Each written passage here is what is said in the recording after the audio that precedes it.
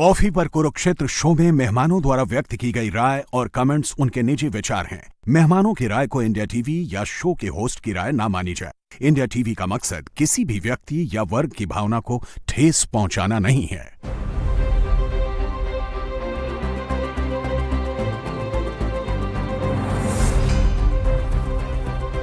नमस्कार, बहुत स्वागत आप सभी का आपके प्रोग्राम कॉफी पर कुरुक्षेत्र में। मैं हूं सौरभ शर्मा, आपके साथ बातें खुलकर करते हैं और वो बताते हैं जो कोई और आपको नहीं बताता। हमारे साथ प्रोग्राम में प्रदीप सिंह जी रोज की तरह आ गए। बहुत स्वागत है सर आपका। हमारे साथ है मेट्राइज के डायरेक्टर मनोज कुमार सिंह जी। मनोज जी बहुत स्वागत है आपका। और इंडिया टीवी के पॉलिटिकल एडिटर देवेंद्र पराशर हमारे साथ हैं। देवेंद्र आपका बहुत स्वागत है। तो आपका सब वो हो गया सेलिब्रेशन सब कुछ पूरा? नहीं, आपने माला मंगाया लेकिन पहनाया नहीं ना। माला नहीं पहनाई है इनको। चुनाव मतलब इधर की सही प्रेडिक्ट किया इन्होंने सारे चुनाव, उसके बाद तो अब तो अगले टास्क पे लग गए और हम भी लग गए। अब अगला टास्क क्या है? मोदी जी के शब्दों में अंग बंग और कलिंग हो गया पूरा। मतलब उड़ीसा, बंगाल और बिहार। आज बिहार में मंत्रिमंडल विस्तार में आपने देखा है क्या शान शौकत के साथ, शान शौकत नहीं कहना चाहिए मगर भव्यता के साथ एक ये दुनिया को बताया गया कि अब ये भाजपा की सरकार आ गई है यहाँ पे। बंगाल में ये आप कल परसों देखिएगा, परसों, और असम में आप देखिएगा 12 को। और उड़ीसा वाला चैप्टर पुराना है लेकिन बड़ी बात थी। अब पूरा ईस्टर्न बॉर्डर भी भारत का जो है वहां आपको भाजपा की सरकार दिखती है। मुझे एक बात याद आ रही है कि इसी प्रोग्राम में इसी कुर्सी पर बैठकर कुछ हफ्तों पहले, बिहार की बात है बल्कि कुछ महीनों पहले, जब ये बिहार में हम इनको रोज कुरेदते थे क्या होने जा रहा है, क्या होने जा रहा है, तो जैसे ये सीधा सीधा तो कभी नहीं बताते। तो उस दिन भी इन्होंने कहा था थोड़ा सा घुमा फिरा के कि लगता है बिहार के लोग भाजपा का सीएम एक बार ट्राई करना चाहते हैं। आपको याद? एकदम 100% यार। बिहार के लोग भाजपा का मुख्यमंत्री एक बार ट्राई करना चाहते हैं। तो लोडेड बात थी। लेकिन मैं उसके बाद से जो देख रहा हूँ, उसके बाद जो ये बिहार हुआ है, स्पेशली आसाम को भी छोड़ देंगे क्योंकि रिपीट हुई है सरकार। लेकिन ऐसा लग रहा है कि देश में बीजेपी की सरकारों को लेकर के एक आकर्षण है कि भाजपा की सरकार मुझे मिले, उसको और रिफाइन कर दें तो मोदी की सरकार मुझे एक बार मिले, हमारे प्रदेश में भी एक बार आए। आप सहमत हैं इस बात से? 100%। मैं बंगाल के लिए भी बोला था कि लोगों का यही मानना था कि डबल इंजन की सरकार हो और जिससे कि बंगाल में कुछ न कुछ नया करें हम। तो लोगों की ये इच्छा थी कि बंगाल में आए, क्योंकि कोई सीएम चेहरा तो था नहीं। तो जो भी चुनाव हुआ वो तो मोदी के चेहरे पे ही हुआ। ठीक है। और मोदी का चेहरा इसलिए, और लोग क्यों चाह रहे थे कि भाई 50 से 60 सालों से वहां डबल इंजन की सरकार नहीं थी। ठीक है। और लोग चाहते थे कि भाई हमें इस बार केंद्र में जो बीजेपी की सरकार है यहाँ पे ले आए, जो इसका बेनिफिट हमको मिले। ठीक। अब ये डबल इंजन की सरकार या भाजपा या मोदी सरकार का स्वाद चखना है एक बार, ये अगर लोगों में है, इसका आकर्षण है, तो उसकी वजह क्या है? जहां भाजपा की सरकारें हैं वहां क्या अलग हो रहा है जो और प्रदेशों में नहीं होता? क्योंकि हमको उत्तर प्रदेश की बात आज करनी है। अंकलिक के बाद उत्तर प्रदेश, तो इससे राइम करता हुआ शब्द हमें नहीं मिला। अंग्रेजों के जमाने में यूनाइटेड प्रोविंस कहते थे उत्तर प्रदेश को। तो खैर, हाँ सर, संयुक्त प्रांत कहते। तो संयुक्त प्रांत में भाजपा की 10 साल से सरकार है, 9.5 साल से सरकार है। तो वो स्वाद तो चख चुके हैं। वो क्या इसको दोबारा इसी फ्लेवर में रहना चाहते हैं या नहीं रहना चाहते? एक टेम्पलेट, एक इस पे बात करेंगे, इस धारा पे। दूसरा, एक हमारे यहाँ खासकर नॉर्थ में जहां बीजेपी है वहां तो ये कंफर्म्ड है, ऑपोजिशन का चुनाव का एक टेम्पलेट बन गया था। वो टेम्पलेट ये है कि एक सेट वोट मेरे पास है, खास तौर पर मुस्लिम वोट, और उसके बाद उसके पास कहीं एक लॉक्ड हिंदू वोट का एक सेक्शन है, किसी एक जाति का वोट है, और उसमें वो थोड़ा बहुत एडिशन अगर कर लेता है तो उसकी सरकार आ जाती है। ये टेम्पलेट हमारे यहाँ कई वर्षों तक कामयाबी के साथ चला। लेकिन मोदी सरकार ने, इस नई बीजेपी ने उस टेम्पलेट को तोड़ दिया है। अब वो काम नहीं करती टेम्पलेट। तो क्या कुछ out of the box opposition को सोचने की जरूरत है, खासतौर पर अखिलेश यादव जैसे नेताओं को, जिनका इम्तिहान अब आएगा।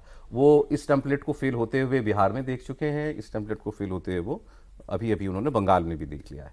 तो अखिलेश यादव क्या नया ट्राई कर सकते हैं? क्योंकि अब वो सही बात है, ममता जी को भी ये लगता था 30% तो हम शुरू करते हैं, अखिलेश जी को भी लगता होगा कि हम भी 25% से शुरू करते हैं यूपी में, या 30% ही मान लें। लेकिन फिर वो आगे की 10% की जर्नी बड़ी कठिन है, वो आती नहीं है।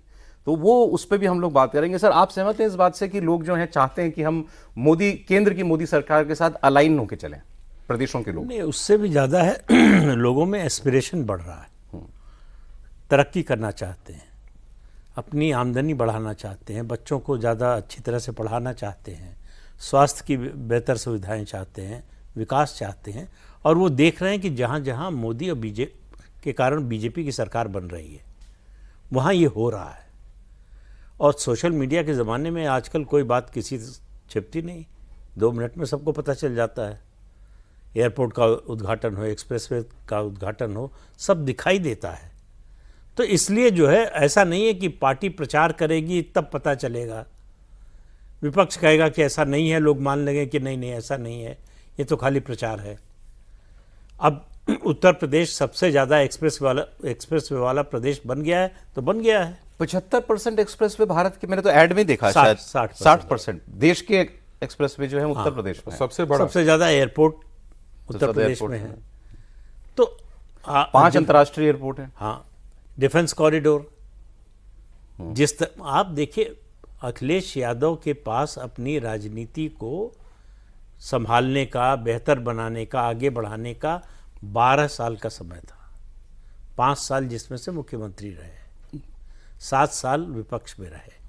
उस 7 साल में भी जो है 2024 से पहले तक वो नेता प्रतिपक्ष रहे उत्तर प्रदेश में।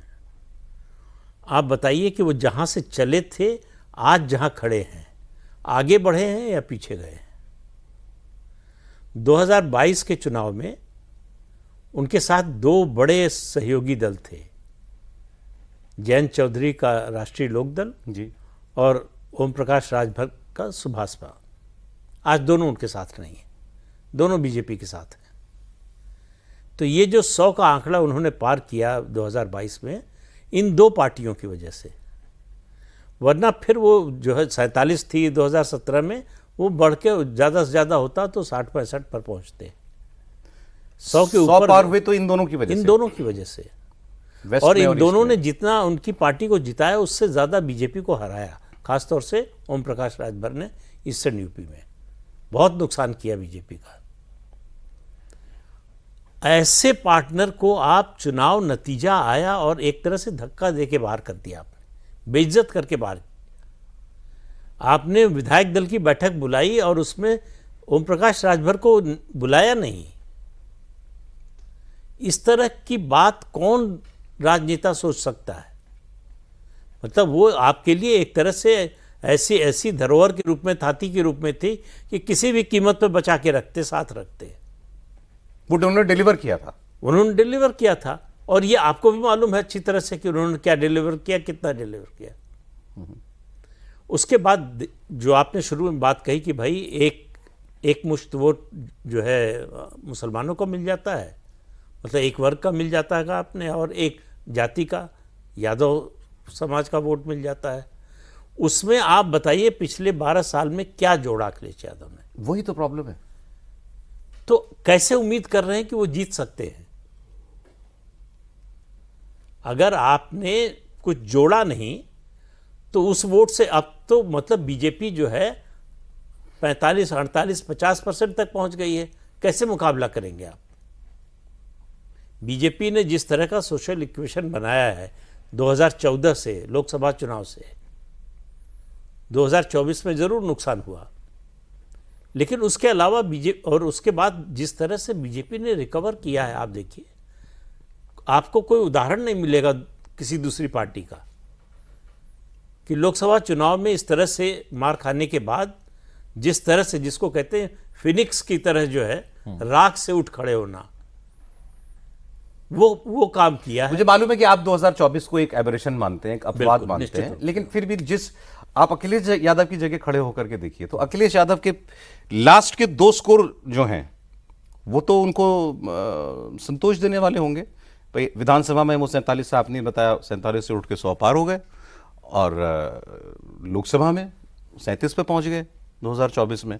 तो इस लिहाज से उनको तो रास्ता दिख रहा होगा कि हाँ चांस तो है। लोकसभा चुनाव तो निश्चित तौर पर वो रेफरेंस पॉइंट ऐसा है जिसमें उनको बहुत उत्साह एक तो नजर आ रहा होगा उस नंबर्स के हिसाब से। दूसरी चीज की वो जो गणित था, फॉर्मूला, वो उनको समझ में आ रहा है कि हाँ इस फॉर्मूले को अगर फिर से विधानसभा में चलाया जाएगा तो वो काम कर सकता है। फॉर्मूला क्या है? कास्ट डिवीजन कर दो। कास्ट डिवीजन हो जाएगा तो फिर उसके बाद कोई दिक्कत नहीं और होगी। उसमें जो पिछड़े वर्ग हैं उनको बुलाया, उनको अट्रैक्ट किया जा सकता है। हाँ, जैसे कास्ट डिवीजन होता है तो फिर बीजेपी के लिहाज से दिक्कत है। बीजेपी के लिए बड़ा जरूरी होता है कि वो नेशनलिज्म पे इलेक्शन को लेके जाए, डेवलपमेंट पे लेके जाए, इस तरह के इश्यूज पे लेके जाए। जैसे कास्ट डिवीजन मामला इलेक्शन वाला होता है फिर काम खराब। फिर मुझे ये बताइए कि बंगाल में ममता बनर्जी के हारने से अखिलेश यादव को क्यों बेचैन होना चाहिए?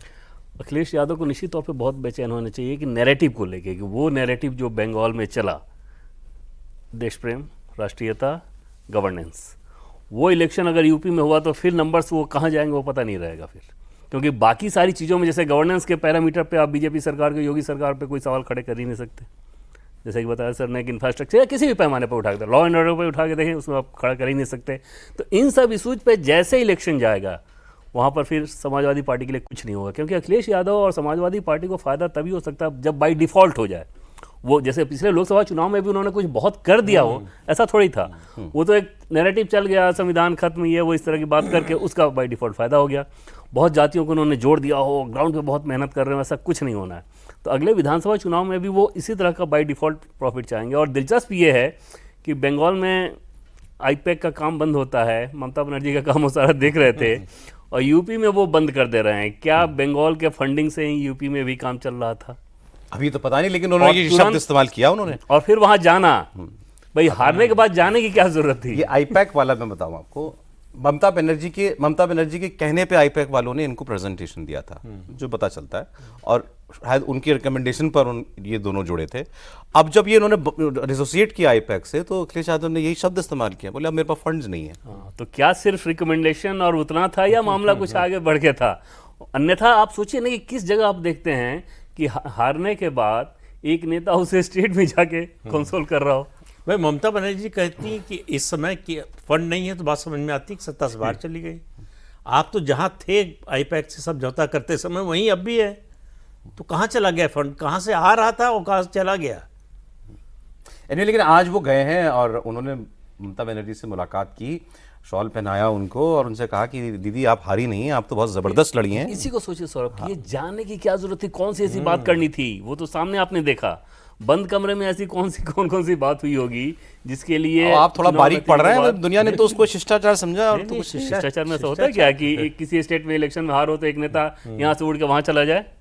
होता है क्या? ज्यादा घनिष्ठता होगी उस तरह से शिष्टाचार में करना होता है। कैंपेन में से गए थे क्या? हाँ, कैंपेन में गए होते, बिहार में गए क्या? ये कहीं होता है क्या ऐसा कि हारने के बाद, अच्छा वो पहले दिन ही जाना चाह रहे थे, ऐसी क्या मजबूरी थी? पहले दिन जाना चाह रहे थे। ममता बनर्जी ने प्रेस कॉन्फ्रेंस में कहा कि वो तो आज कह रहे थे मैं आऊंगा, मैंने मना किया, भी मत आइए। और इसको जोड़ लीजिए, देवेंद्र जी बोल रहे हैं कि आईपैक के साथ जोड़ने के लिए, तो उसको जोड़ लीजिए, चूंकि उनके ऊपर ऑलरेडी केसेस हो चुका आईपैक की, वो इंक्वायरी होगी। ममता के सत्ता में हटने के बाद जब इनका ये स्टेटमेंट आ रहा है कि भाई हमारे पास फंड नहीं है, तो कहीं ना कहीं वो मामला है, वो संतावना व्यक्त करने या सहानुभूति दिखाने नहीं गए हैं, उस केस के बारे में ज्यादा जानकारी हासिल करने के लिए। आईपैक का जो भी मामला है वो ममता जी से होते होते अखिलेश जी तक जुड़ गया है एकदम, और ये उनको परेशानी है, तभी वो भाग कर गए हैं, इसीलिए इतनी घनिष्ठता दिखाई जा रही है। मुझे लग रहा है कि ये चीजें हैं। ये तो यही कह रहे हैं। कॉमन सेंस आपका क्या कहता है? ऐसा होता है क्या कि किसी राज्य में किसी पार्टी की हार हो गई और आपका कोई तो लेना और क्या देना बोलूं मैं, उनकी दोस्ती अच्छी होगी उनसे, और क्या कह सकते हैं? कैंपेन में चले गए होते, जाके 10 दिन कैंपेन कर लेते। 2019 में राम मंदिर का शिलान्यास हुआ अयोध्या में। उसके बाद से और 4 मई के पहले तक आपने पश्चिम बंगाल में जय श्री राम का जितना नारा सुना होगा, उससे कई 100 गुना आपको 4 मई से अभी तक सुनाई दिया है। तो अगर ये अखिलेश यादव को दिखाई नहीं दे रहा है, उनको समझ में आता कि अरे हम तो अयोध्या गए ही नहीं। जब ये नारा पश्चिम बंगाल में चल रहा है, तो उत्तर प्रदेश में क्यों नहीं चलेगा? सर सिर्फ नारा नहीं, ये तो मतलब मैं ये नहीं कह रहा हूँ कि ऑब्वियसली यूपी क्या और बंगाल के हालात, कल्चर, पॉलिटिकल कल्चर, हर चीज बिल्कुल अलग है, मगर अद्भुत हो रहा है बंगाल में। अद्भुत जिसे कहते हैं, कोई दिन ऐसा नहीं बीतता जब कोई वीडियो ना आ जाए कि कोई टीएमसी का नेता देखा और उसकी हुटिंग हो रही है। हवाई जहाज में नेताओं की, आज एक एमपी की हुटिंग हो गई है, जहां कोई टीएमसी वाला दिख रहा है, पीछे से लोग चोर चोर चोर चोर चोर चोर का नारा लगा रहे हैं। ये हो रहा है वहां पे। मैं दिन में भी बात कर रहा था, ऐसा लग रहा है जैसे लोगों को सडनली मतलब आजादी मिल गई है, हमारे मन का करने की हमको फ्रीडम है, हम वोट डाल पाए हैं, यही इसी को लोग जो है सेलिब्रेट कर रहे हैं। सेक्रेटेरिएट में सरकारी कर्मचारी हजारों की तादाद में, ऊपर से लेके नीचे तक, कई फ्लोर है, और वो सीढ़ियों पे खड़े होकर के जय श्री राम जय श्री राम जय श्री राम कर रहे हैं। सरकारी लोग कर रहे हैं, ये काम कर रहे हैं। मैं देख रहा हूँ वो टोलियां बना के गांव-गांव में लोग जो है रामधुन और ढोलक बजाते हुए चल रहे हैं, जैसे उत्सव हो गया हो पूरे बंगाल के अंदर। ये इससे केवल ये पता लगता है कि ये लोग कितनी शिद्दत से चाह रहे थे कि यहां परिवर्तन हो। देखिए 19 महीने जो इमरजेंसी के थे, बड़ा अत्याचार हुआ लोगों, खासतौर से नॉर्थ में और उत्तर प्रदेश में। उसके बाद का जो माहौल था, मुझे लगता था कि इससे ज़्यादा उत्साह, इससे ज़्यादा खुशी, इस तरह की अभिव्यक्ति अब देखने को नहीं मिलेगी। लेकिन बंगाल में जो कुछ हो रहा है उसके सामने वो फीका लगता है। अच्छा, हाँ, मतलब एक चीज़ होती है कि कार्यकर्ता निकल रहे हैं, पार्टी के नेता निकल रहे हैं। यहाँ आम लोग स्वतः स्फूर्त, कोई कह नहीं रहा कि आप ऐसा कीजिए, कोई बोल नहीं रहा कि आप नारा लगाइए, लेकिन नारा लग रहा है। मतलब जिस तरह से, मतलब उसमें जो उनकी भावना है, बिल्कुल उसको आप देखिए। बिल्कुल, तो उससे समझ में आता है कि जैसे किसी चीज़ को बहुत दबा कर रखा गया Yes. हो, अचानक विस्फोट हो और वो बहुत बाहर रिप्रेस निकले। किया गया, किसी हाँ। चीज को दबाया गया और वो अब आजाद हो गई है वो चीज। तो ये तो वहां पर दिखाई दे रहा है। लेकिन जैसे मैंने कहा, वैसे हालात यूपी में तो खैर इस हद तक तब भी नहीं थे जब बीजेपी आई पहली बार। हाँ। तब भी ऐसे हालात तो नहीं थे वहाँ पे। बीजेपी उत्तर प्रदेश में पहले आ चुकी थी, और पहले मतलब भी आ ऐसा चुकी नहीं कि है। पहली बार आई। पहले भी आ चुकी है वो। सो यूपी में मतलब क्या है अखिलेश जी के लिए, अगर कोई उम्मीद देखें तो किस रास्ते से आ सकती है? सौरभ जी, हम लोग जैसे सर्वे के लिए काम करते हैं तो पहले हम लोग पुराने आंकड़े भी देखते हैं, नए होते हैं, और कहीं बदलाव होता है उसको भी देखते हैं, और इसके बाद हम लोग निर्णय लेते हैं कि हम लोग को क्या करना चाहिए। मुझे लग रहा है कि अखिलेश यादव को एक काम करना चाहिए था। क्या? अब बंगाल में आपको हायर कर लें आपकी एजेंसी? नहीं, मेरे मुझसे हायर कर लेंगे तभी क्या होगा, लेकिन अपने विचार को तो बदलना पड़ेगा ना। विचार तो उनको बदलना पड़ेगा सौरभ जी। अब मुस्लिमों के बीच में जैसे टीएमसी ने दिया, कितने मुस्लिम वहां जीत कर आए, 40 ऊपर उनके विधायक जीत कर आ गए, 47 के करीब आ गए। तो वहां पे क्या लगा, जो भी उनके पार्टी से हिंदू रिलेटेड लोग होंगे, कि भाई हमारी कहीं ना कहीं उपेक्षा हो रही है। अखिलेश जी यहां इस सोच को बदलें कि भाई हमें ज्यादा इसको अहमियत देने से, जो ये देवेंद्र जी बोल रहे थे कि भाई कास्ट वाला जो बिखराव होता, तो उनको लगता है कि यादव मुसलमान हम हैं ही, एक आध और कास्ट आ गया तो मेरा नैया पार हो जाएगा।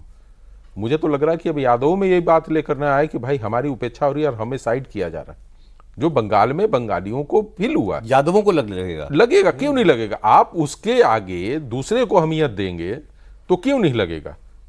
माने हम आपके लिए डंडा खाएं, हम आपके लिए झंडा ढोएं, और जब बात आए सत्ता के पे लोगों का वो करने के लिए, तो आप दूसरे को चुनवाएं। किसको चुन लिया वो, और किसको दिया उन्होंने आज नहीं तक? देंगे ना। अब जिस तरीके से उन बंगाल को लेकर नहीं समझ पा रहे हैं, जिस तरीके से वो बिहार की पॉलिटिक्स को लेकर नहीं समझ रहे थे, AIMIA का कहां के आंध्रा से वो आज जाकर बिहार में 6 सीट जीत ले रहे हैं, और आरजेडी वहां की पार्टी होते हुए वहां पे नहीं बैठ बना रही है, जबकि वहां पे वही था कि यादव और मुसलमान का था। आप मुझे बताइए, अगर आप अखिलेश यादव हैं और आपको ये दिख रहा है कि बीजेपी मेरे सामने जो चुनाव लड़ रही है, ये तो हिंदुओं को एक कर लेती है, ये इसके पास चेहरा भी है, ये जैसा इन्होंने बताया, इसके पास इसका गवर्नेंस का रिकॉर्ड भी जो है वो ठीक है, इसको सेंटर का साथ भी मिला हुआ है मोदी का, इनके यहाँ बड़ा अच्छा काम भी होता है, इंफ्रास्ट्रक्चर भी बन रहा है, सब कुछ हो ये रहा तो है। आप गलत एज्यूम कर रहे हैं ना। अखिलेश यादव ये सब मानते ही नहीं है कि कोई अच्छा काम हो रहा है। वो तो मानते हैं सब बुरा हो रहा है, केवल प्रचार से अच्छा बताया जा रहा है। तो जब तक रियलिटी को आप नहीं स्वीकार करेंगे, अंदर से तो दिखता जो है सर, वो दिखता तो होगा ही उनको, ऐसा थोड़ी हो सकता है। नहीं, ये दिख नहीं, जाता तो उनकी करते ही बातों नहीं से- अब वो इससे सहमत नहीं हो सकते कभी, नहीं, लेकिन ऐसा दिखता क्यों नहीं सहमत होगा? ना हो आप, भले ही आप सार्वजनिक रूप से न बोलें, लेकिन आपके एक्शन में तो दिखना चाहिए कि आप महसूस कर रहे हैं कि गड़बड़ हो रहा है या बीजेपी अच्छा कर रही है। अगर आप रोज प्रेस कॉन्फ्रेंस करके और ट्वीट करके मुख्यमंत्री का मजाक उड़ा रहे हैं, निजी हमला कर रहे हैं, तो आपको कैसे लगता है कि लोग इसको बहुत पसंद करेंगे? नहीं करेंगे, लेकिन मेरा सोचना ये है सर कि वो जो कर रहे हैं वही उनकी मजबूरी है। अब वो अगर बंगाल में जा रहे हैं, बंगाल में जाके ममता बनर्जी से कहते हैं आप तो बहुत अच्छी लड़ी, आप हारी नहीं हैं, आपको हराया गया है, अरे अंपायर मिल गया है, इलेक्शन कमीशन ने फोर्सेस से और डंडा देके और ये सब गोली, क्या आज उन्होंने कुछ बुलेट कुछ शब्द इस्तेमाल किया, उससे चुनाव लूट लिया। ये आदमी कौन कहता है जिसके पास और कुछ लॉजिकली और कुछ बात कहने के लिए है नहीं आपको अट्रैक्ट करने के लिए? वो मुख्यमंत्री का मजाक इसलिए उड़ा सकते हैं कि वो मुख्यमंत्री की आलोचना नहीं कर सकते। बिल्कुल, काम के आधार पे, क्योंकि कुछ अगर नहीं वो बोल मुख्यमंत्री सकते। की आलोचना कर सकते और होते ये तो काम उनका वो मजाक 12 नहीं साल उड़ाते। से कर रहे हैं और उनको समझ में नहीं आ रहा कि हम गलत कर रहे हैं। 5 में से 4 चुनाव हार चुके हैं। अब आप बताइए, मुख्यमंत्री रहते हुए लोकसभा चुनाव लड़ा आपने और 5 सीटें आई 80 में से, तो आपकी खतरे की घंटी, मतलब तो उसी समय आपका एंटीना जो है वो उठ जाना चाहिए था कि भाई ये हो क्या रहा है, हमारी सरकार है और हम मानते हैं कि हमसे अच्छा काम किसी सरकार ने किया नहीं। और उस समय तक तो केंद्र में बीजेपी की सरकार बनी भी नहीं थी, केवल ये परसेप्शन था कि गुजरात में नरेंद्र मोदी ने बहुत अच्छा काम किया। सर, अगर किसी एक पार्टी का इतना डोमिनेंस का एरा चल रहा हो जैसा बीजेपी का चल रहा है और नरेंद्र मोदी का चल रहा है स्टेट्स और सेंटर में, तो उसका जो उस वक्त का ऑपोजिशन में जो भी आदमी होगा उसके पास और चारा क्या बचता है सिवाय उसके कि वो ये बोले कि भाई सिस्टम इज रिग्ड। नहीं, आज की बात कर रहे हैं ना, क्योंकि वो पॉपुलैरिटी को मैच ही नहीं कर सकता। हम तो 2014 की बात कर रहे हैं, जब अखिलेश यादव सत्ता में थे और बीजेपी जो है सत्ता से बाहर थी, केंद्र से भी राज्य से भी जी। तब की बात कर रहे हैं। तब बीजेपी कैसे सोच रही थी क्या करना है और अखिलेश यादव कैसे सोच रहे थे, उससे आपको अंतर समझ में आ जाएगा। उनको और राहुल गांधी दोनों के साथ ये समस्या है, उनको लगता है कि अपने आप हो जाएगा, हमको कुछ करने की जरूरत नहीं है। तो आप बताइए 12 साल में अखिलेश यादव ने क्या किया है? अगर उपलब्धि के नाम पर कहें तो 2 साथी जोड़े थे 2022 से पहले और चुनाव के बाद रह नहीं पाए। 2019 में बीएसपी से अलायंस किया, चुनाव का नतीजा आया, अगले दिन जो है अलायंस टूट गया। तो आपने क्या सोच के अलायंस किया था और क्या सोच के तोड़ दिया, उससे किसको फायदा हुआ? तो पॉलिटिकली सोचने की आप में शक्ति नहीं है, इससे एक ही बात पता चलती है। शायद यही 16 की बात आपको बता समझ ही नहीं आ रहा कि हाँ। भाई कैसे कैसे काट की जाए इसकी। 2016 की बात बता रहे हैं। उस समय अखिलेश के इर्द गिर्द के लोग हमारे संपर्क में थे, वो लोग बात करते थे और चुनाव के दरमियान की मैं बात बता रहा हूँ। मर्सिडीज पे उन्होंने एक बस बनाया उन अपने मित्र को लेकर, और इसका काफी पार्टी के अंदर विरोध हो रहा था और किसी के नहीं सुन रहे थे। जो उनका मित्र बम्बे के थे, जो जिनको कहा जा रहा था कि पूरा वो कैंपेनिंग वो देख रहे हैं, लोगों ने कहा कि आप जब सत्ता में आए थे तो साइकिल चलाए थे और उसका एक मैसेज गया था और लोगों के साथ आप कनेक्ट हुए थे। लेकिन ये समझने में उनको इतना देर किया उन्होंने कि सत्ता से बाहर होना पड़ा। आप जो आपने कहा ना कि भाई आखिर अखिलेश जी करें क्या, अखिलेश जी के पास करने के लिए बहुत कुछ है, लेकिन कठिनाई ये है कि वो करना नहीं चाह रहे हैं। बाहर जाकर राजनीति करने से अच्छा है कि इस राज्य में बैठकर लोगों के बीच में समझे कि वो कैसे हमको पॉलिटिक्स करना है, किन जातियों का। आप बताइए कि पश्चिमी उत्तर प्रदेश के लिए उन्होंने क्या अपना सोच के रखा है, अवध के लिए क्या सोच के रखा है, पूर्वी उत्तर प्रदेश के लिए उनके पास कोई प्लान है ही नहीं। बस एक ही चीज वो सोचते हैं कि भाई हम कुछ कमेंट करेंगे और वो जातियां मेरे साथ पोल करेंगी, और सिर्फ जातियों के आंकड़े पर आप चुनाव नहीं जीत सकते। पहले तो ये डिफिटिस्ट आइडिया है कि हम जातियों पे ही घूम फिर के आ जाते हैं। क्यों नहीं भाई, आप कोई राम राज्य थोड़ी बन गया है उत्तर प्रदेश। गवर्नेंस में आप चाहिए तो कमियां निकाल सकते हैं, कहीं भी निकाल सकते हैं। आप उससे बेहतर मॉडल प्रस्तुत कर सकते हैं, बता सकते हैं कि हमारा विजन ये है। मेहनत करनी पड़ेगी, काम करना पड़ेगा। उसमें दिक्कत ये भी है ना कि फिर अपना ट्रैक रिकॉर्ड तो फिर तुरंत सामने आ जाता है ना। एक तो अपना जैसे ही सामने आएगा वहाँ पर वो मतलब फॉल्ट लाइन शुरू हो जाता है। दूसरी चीज़ सोचिए पॉलिटिकल लॉजिक, जैसे योगी आदित्यनाथ के बारे में जैसी जैसी बातें वो करते हैं, जो भी बीजेपी का सपोर्टर होगा उनकी उन बातों को सुनकर अगर योगी जी के किसी बात से वो नाराज भी होगा तो वहां पर फिर वो रिएक्शन में आ जाएगा कि ये कौन सी भाषा है, किस तरह से आप बोल रहे हैं। उनके अपने सपोर्टर जरूर खुश हो सकते हैं, तो अपने सपोर्टर तो तुम्हारे पास है ही, न्यूट्रल है वो भी बिल्कुल मन में आएगा कि भाई ये आदमी तो किस जो तरह की बात फ्लोटिंग वोटर्स है वो तो आना ही नहीं है। ये तो दूसरी मैं चीज सहमत हूं, सौरभ, और खास तौर पर आप ये नहीं समझ पा रहे कि वो योगी आदित्यनाथ पॉलिटिशियन है, आप योगी आदित्यनाथ को संत की निगाह से नहीं देखते, आपकी भाषा में आप ऐसा आदर नहीं दिखाई देता, औरों को तो दिखता है ना। मतलब योगी से पहले भगवा दिख जाता है। वही यही समझना था। दूसरा कास्ट वाला सोचिए सौरभ कि कास्ट के हिसाब से एक पैटर्न देखिए, जैसे अभी बंगाल असम में हुआ। ठीक है कि बंगाल असम और यूपी अलग हैं, लेकिन एक मूड तो समझ में आता है ना। शेड्यूल कास्ट की 68 सीटें बंगाल में थी, जो कि शेड्यूल कास्ट वाली सीटें हैं, उनमें से 51 पर बीजेपी की जीत हुई है, यानी कि 75%। शेड्यूल ट्राइब की बंगाल में 16 सीटें थीं, 16 की 16 बीजेपी जीती है। असम में शेड्यूल कास्ट की 9 सीटें थीं, 5 बीजेपी ने जीती है और 3 गठबंधन है, यानी कि 9 में 8 एनडीए जीत रहा है। 19 सीटें थी शेड्यूल ट्राइब की, 19 की 19 बीजेपी जीत रही है।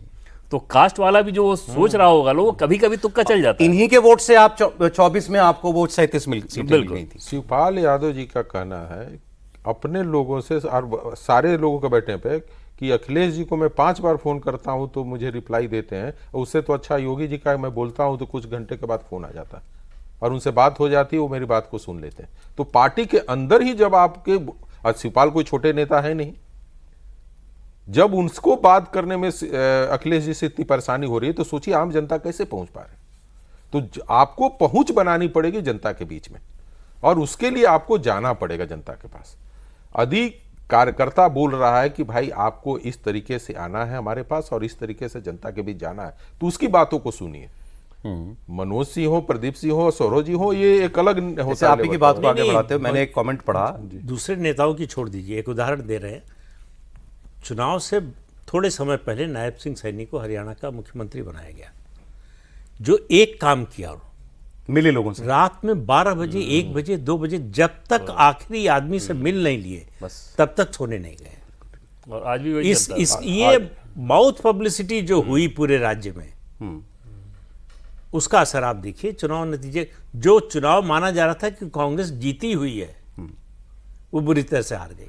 मैं आपको वही बात बता रहा था, एकनाथ इनकी शिंदे बात पे का याद आ गया। भी, एकनाथ शिंदे सुबह 5 बजे तक जनता से मिलते थे। अच्छा, उनकी खासियत थी कि वो 2 बजे रात को भी अपने घर पे आ रहे हैं, तो लोगों से, उनको चूंकि उनके पास थी कि मुझे किसी तरीके से शिव सैनिकों को अपने पास लाना है, और उसको उन्होंने प्रयास किया। यहाँ एक आपको मजेदार चीज़ बताऊं सौरभ, कि जब जैसे शिवपाल यादव जी लोगों से ज़्यादा मिलते हैं, समाजवादी पार्टी में भी वो लोगों से ज़्यादा मिलते हैं, वो पीपल्स कनेक्ट वाले व्यक्ति हैं, तो समाजवादी पार्टी के भीतर अखिलेश जी ये कहते हैं कि ये तो चाचा का आदमी है। अब आप सोचिए, अपनी पार्टी के भीतर जैसे अगर आपका हो कि मेरा आदमी ये चाचा का आदमी, और बोल भी जाते हैं, तो फिर उसके बाद मैं जो बता रहा था आपको कि कोई एक उनके किसी समर्थक ने ही लिखा जो थोड़ा सा नाराज था, उसने लिखा कि भाई ऐसे कैसे आप चुनाव जीतेंगे कि आप सुबह उठने के बाद आपकी पहली अपीयरेंस होती है 1-1:15 बजे, आप प्रेस कॉन्फ्रेंस करते हैं, वहाँ आप थोड़ी हंसी ठिठोली कर लेते हैं या कोई एक आध ज्वाइनिंग करा देते हैं पार्टी के अंदर, उसके बाद वही हंसी मजाक चलता रहता है, और वो ठीक है, वो एक बढ़िया ऑफिस बना हुआ है, उस ऑफिस में आप एसी में बैठ के प्रेस कॉन्फ्रेंस कर लेते हैं। तो उसके बाद लेकिन पूरे दिन में आपको निकलने नहीं होता, शाम में आप किसी शादी वादी के इवेंट पे चले जाते हैं, वहाँ एक फ़ोटो आ जाती है, वो सोशल मीडिया पर डल जाती है। इसके अलावा कौन सी पब्लिक कनेक्ट का काम जो है वो आप कर रहे हैं चुनावी साल में? 1 साल से कम रह गया उत्तर प्रदेश के चुनाव में। उसमें उन्होंने एक उदाहरण दिया हुआ था कि कोई अभी शायद कोई किसी शहर, वहाँ 2 जिलों में कोई हत्या हुई, एक कोई महिलाओं के खिलाफ भी कोई अपराध हुआ, तो उन्होंने जो है एक राशि भिजवा दी किसी के हाथ, अखिलेश जी ने, परिवार के लिए। तो उन्होंने कहा कि ये आप ही दे आते जाके, जब भिजवाना क्या था इसमें, आप ही चले जाते, घर चले जाते किसी के। तो अब, और ये तो बेसिक्स हैं नेतागिरी की, अब ये किसी को कोई सिखा नहीं सकता, और जो इतनी बड़ी पार्टी चल रहा हो उसको तो क्या ही कोई सिखाएगा। तो इससे नहीं, और सबको छोड़ दीजिए, अगर अपने पिता को देखा होता कि कैसे काम करते थे, सुबह 4 बजे उठ जाते थे, आप सुबह 4:30 से 5:30 के बीच में अगर फ़ोन करते लैंडलाइन पर, तो मुलायम सिंह यादव खुद फ़ोन उठाते थे। ये उनके करीब के लोगों को, जिनके पास वो नंबर था, उनको मालूम था कि इस समय फ़ोन करेंगे नेताजी से सीधे बात हो जाएगी। आप शाम के 5 बजे भी अखिलेश यादव से बात नहीं कर सकते। सर, इससे आगे बात करें, मतलब ठीक है, ऐसे भी पॉलिटिशियंस कामयाब हुए हैं जो बहुत ज़्यादा आना जाना, लोगों से मिलना जुलना नहीं रखते थे, लेकिन फिर वो क्या, फिर उनके पास मुद्दे होते थे, फिर उनके पास या कोई अल्टरनेट बात हो रही थी, विरोधी कैसे होगा? अगर उनके विरोधी इस मामले में उनसे भी लापरवाह है तो आपका ये तरीका चल जाएगा, लेकिन विरोधी जहां 24 घंटे में 26 घंटे काम करने को तैयार हो, वहां फिर ये इस तरह का रवैया नहीं चल सकता। आप बताइए कि लीड भाई विपक्ष में हैं अखिलेश यादव, 1 साल में उन्होंने कितने दौरे किए हैं? मुख्यमंत्री का पद संभालते हुए योगी आदित्यनाथ ने कितने दौरे किए, कितने जिलों में गए? वो तो कंपेयर ही नहीं कर सकते। खैर, अखिलेश जी ने एक दफ्तर वहां खोला था गाजीपुर में, शायद पूरे उत्तर प्रदेश के लिए, है ना, याद है आपको? पीछे भी बड़ा घर बनाया था वहां पे, और उसी में ऑफिस सब बनाया था, बड़ा स्पेस। तो बड़ी चर्चा थी कि अब पूर्वी उत्तर प्रदेश से सीधे जुड़ेंगे वो, फिर दोबारा कभी हमने सुना ही नहीं कि ग्राउंड पे अगर ठीक तरीके से मेहनत करते हैं तो माहौल बहुत आसानी से बना सकते थे। जैसे बीजेपी जितनी सतर्क नजर आ रही है यूपी के इलेक्शन को लेके, उसे ये बात समझ में आ रहा है कि बीजेपी एक चैलेंज के तौर पे देख रही है, और खासतौर से 24 के बाद। हाँ, और उसमें बहुत ज़्यादा सतर्कता, रैदर सतर्कता से ज़्यादा कहें आपकी एक तरह से प्रेशर भी है कि हमको कोई थोड़ी भी चूक नहीं करनी है, कुछ भी गलती ना रह जाए, लगातार फीडबैक खासकर 24 के बाद। और उस कंडीशन में अगर अपोजिशन उस रूप में मेहनत करता हुआ ना दिखे तो बीजेपी के लिए इससे अच्छी बात क्या हो सकती है। लेकिन आज भी कुछ भी कही, जैसे कांग्रेस को बुरे से बुरे वक्त में 20% वोट उनका एक वरदान सौरभ वही है कि मुस्लिम यादव क्योंकि आपके साथ हैं, 20% मायावती लेकर आई, सीट कितनी लेकर आई थी? नहीं, वोट परसेंटेज ला देने से आपकी राजनीति टिकी रहे ऐसा नहीं है। अभी के डिस्कशन को बढ़ाने के लिए अखिलेश यादव जी का कैप्टिव वोट कितना है?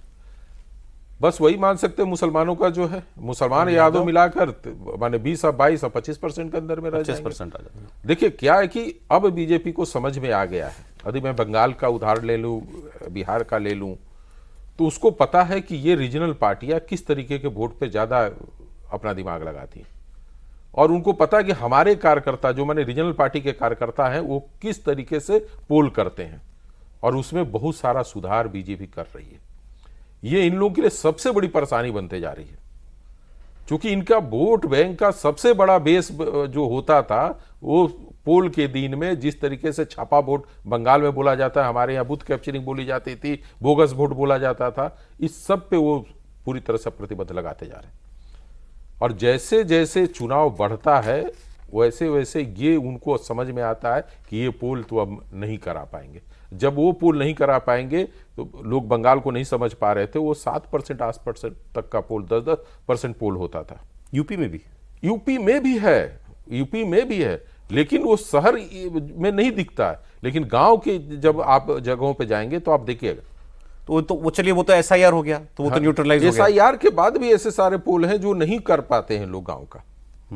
उसके बाद भी वो गांव की स्थिति है जहां दबंगई चलती है, बूथ तक जाने में लोग डरते हैं। तो ऐसे स्थिति में भारतीय जनता पार्टी की एक कोशिश अब चल रही है कि भाई कम से कम हम हर मतदाता को वहां पहुंचा दें। किसको वोट देगा ये उससे मतलब नहीं है, लेकिन उसका मानना है कि यदि 40 लोग लेकर जा रहे हैं तो ज्यादा से ज्यादा हमें ही पोल करें। अब मुझे ये बताइए, ये किसी भी नेता का नाइटमेयर होगा कि उसका जो ऑपोजिशन जिससे उसकी लड़ाई है वो पर्सनली उसका वो एक ब्रांड बन जाए। तो जो ब्रांड योगी है या बाबा, जैसे यूपी में बड़ा कॉमन है, बाबा लोग बोलते हैं, तो बाबा शब्द ब्रांड हो गया है एकदम 100%। वहीं नहीं रहेगा, यूपी में नहीं रहेगा, पूरा देश में हो गया। अब बंगाल में हत्या गांव में, मतलब गांव में है, और लोग इसीलिए कर रहे हैं। देखिए लॉ एंड ऑर्डर एक बड़ा इशू है बंगाल में भी, आप देखें अभी चूंकि बार बार लोग चर्चा इसलिए करें कि बंगाल अभी समाप्त हुआ है, तो जहां हिंसा होती है तो लोग यही बोलते हैं कि बाबा का बुलडोजर कहां है।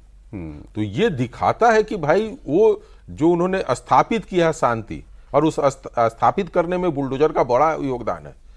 तो इस राज्य के लोग ही नहीं, राज्य के बाहर के लोग भी यही बोलते हैं कि बाबा का बुलडोजर आना चाहिए। बंगाल में जिस तरीके से कल रात को हुआ कि भाई चुनाव के बाद उत्तर प्रदेश की तरह कार्रवाई होगी, तो उत्तर प्रदेश कोई मिसाल मिसाल दिया तभी न उसका होगा। कोई खराब काम के लिए तो कोई नहीं बोलेगा कि नहीं ये हम मिसाल के रूप में ले जाएंगे। और सबसे अखिलेश जी की यही सबसे खराबी है कि जहां लॉ एंड ऑर्डर की बात होती है तो वो क्रिमिनलों के साथ खड़ा होकर अपना स्टेटमेंट दे देते। वो साथ दें वो अलग बात है। अगर अखिलेश यादव उत्तर प्रदेश में या उत्तर प्रदेश से बाहर जाके कहें कि उत्तर प्रदेश में कानून व्यवस्था की स्थिति बड़ी खराब है, तो उनके बगल में जो खड़ा है वो अगर हंसे नहीं तो ये बड़ी बात है। सर आपके रिपोर्ट कार्ड पे अगर अखिलेश यादव को बोलना पड़े तो बोलेंगे क्या फिर वो? भाई क्या बोलेंगे फिर? नहीं, उनको तय करने की राजनीति करनी है कि नहीं। ये तो चीटिंग है ना। चीटिंग है। चीटिंग ये है कि मोदी जी के राइवल राहुल गांधी है और अखिलेश यादव के राइवल बाबा है। फेयर प्ले नहीं है। 10 साल के शासनकाल में तो किसको बना दिया जाए? अखिलेश यादव बता दें कि इसके खिलाफ हम लड़के जीत जाएंगे। नहीं, और उनका फेयर प्ले वहाँ गेम खराब हो जाता है, वहाँ तक तो कर भी लें। उसको पीएम अमित शाह, सुनील बंसल, इस तरह के लोग जब वहाँ पे जाते हैं तो फिर तो मामला वही आपने कहा कि ये तो गलत। अच्छा, और ये भी फौज आती है, ये भी चीटिंग करते हैं बीजेपी वाले। चीटिंग ये कि भाई इन पार्टी के अंदर पॉलिटिक्स तो होती ही है, जहाँ और बीवी जब आपका इतना विस्तार हो जाता है तो उसमें एक दूसरे की लेग पुलिंग करने, तो एक कॉमन बात है, इस पे ह्यूमन नेचर है, होता ही है। लेकिन जहाँ चुनाव की बात आती है वहां ये सारी चीजें भूल जाते हैं बीजेपी वाले, फिर इनके अंदर की इंटरनल टसल बिल्कुल गायब हो जाती है। वो ज्वाइंट फैमिली वाला कल्चर है कि आपस में झगड़ा हो रहा है, प्रतिस्पर्धा भी है, ईर्ष्या भी है, जलन भी है, लेकिन बाहर वाला जैसे ही आक्रमण करेगा सब एक है। वो कैडर बेस्ड पार्टी जो होती है, विचारधारा पर आधारित जो पार्टी होती है, उसमें ये होता है। जैसे किसी भी नाराज नेता या कार्यकर्ता को जब नहीं बोलिए, किसी भी नाराज नेता या कार्यकर्ता को जब मनाना होता है इन लोगों को, तो उसमें पहले तो उनका पूरा भड़ास सुन लेते हैं जहां भी चुनाव होना, और लास्ट में एक ही लाइन आता है, हाँ तो वो सब तो ठीक है, आपकी सारी बात ठीक है, पार्टी को तो जिताना है ना। अब इसके बाद कोई क्या कहेगा? पार्टी को जिताना है तो फिर लग जाइए। इंडिविजुअल से आपको समस्या हो सकती है किसी भी राज्य में, लेकिन पार्टी की वजह से इसे बिहार में भी यही फॉर्मूला अपनाया जा रहा था। जितने लोगों को टिकट नहीं मिला या जो भी अपने भड़ास निकालते थे उनके चलते टिकट नहीं मिला, वो हमारे साथ खराब व्यवहार करते हैं, सारी बात सुनने के बाद कहा जाता था, देवेंद्र प्रधान जी कहते थे वो सब तो ठीक है, पार्टी को तो जिताना है। अमित शाह जी कह रहे हैं बाकी सब चीज़ ठीक है। यूपी में भी किसी की कोई, योगी जी से भी कोई नाराजगी हो, कुछ भी हो, लेकिन फिर चुनाव जब आएगा तो फिर उस वक्त कुछ नहीं। ये नाराजगी ना हो ये तो कैसे हो सकता है? अब ठीक है, और जो लीडर होता है उससे तो होती है, हाँ। कोई ना कोई तो नाराज होता ही है। आप सबको खुश कर ही नहीं सकते, तो आपको तय करना है कि सबको खुश करना है कि काम करना है। तो इसमें इस काम करने में नाराज होने वालों की संख्या होगी ही होगी, लेकिन सवाल यह है कि समान लक्ष्य क्या है सबका, उसमें क्लैरिटी है, उसमें कोई कंफ्यूजन नहीं है कि भाई सत्ता में आएंगे, सरकार आएगी, पार्टी आगे बढ़ेगी, तभी हमारा भी कुछ होगा। सर समय हो गया, तो क्या तय पाया गया सर बंग के बाद?